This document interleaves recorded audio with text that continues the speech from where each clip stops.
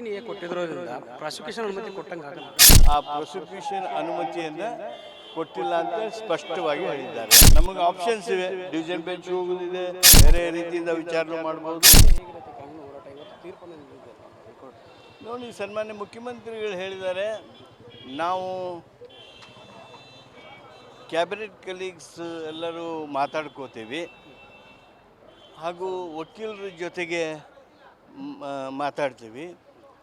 ಆ ಮಾತುಗಳು, ಆ ಚರ್ಚೆಗಳು ಆದಮೇಲೆ ಮುಂದಿನ ನಿರ್ಣಯ ಮಾಡ್ತೀವಿ ಅಂತ. ಸರ್, ಈಗ 17A ಕೊಟ್ಟಿರೋದ್ರಿಂದ ಪ್ರಾಸಿಕ್ಯೂಷನ್ ಅನುಮತಿ ಕೊಟ್ಟಂಗೆ ಆಗಲ್ಲ.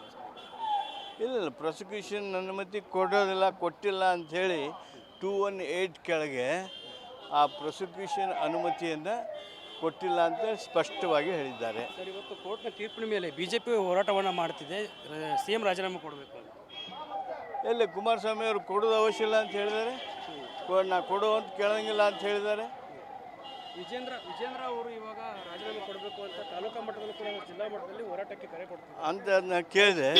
ಆದರೆ ಮಾನ್ಯ ಕುಮಾರಸ್ವಾಮಿ ಅವರು ಯಾವುದೇ ರೀತಿಯಾಗಿರ್ತಕ್ಕಂಥ ಆ ರೀತಿಯ ಬೇಡಿಕೆಯನ್ನು ನಾನು ಇಡೋದಿಲ್ಲ ಅಂತಲೂ ಹೇಳಿದಾರಲ್ಲ.